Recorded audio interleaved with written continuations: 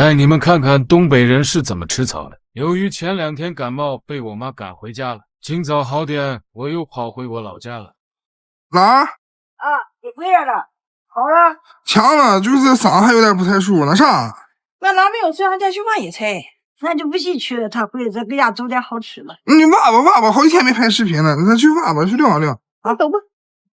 我说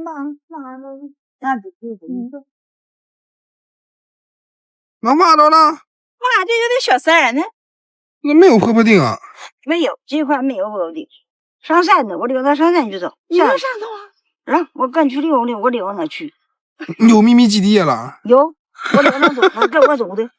你去挖。我老带领我们上山去挖野菜了。大伙人头一份裤子，早点带到二百开交房一个。这块有吗？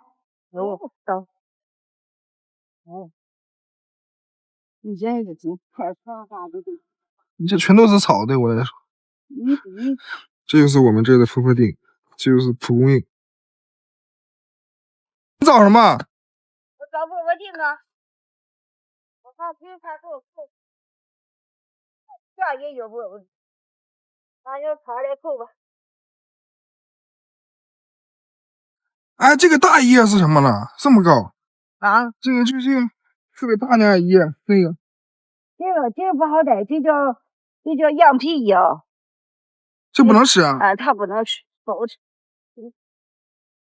这个行。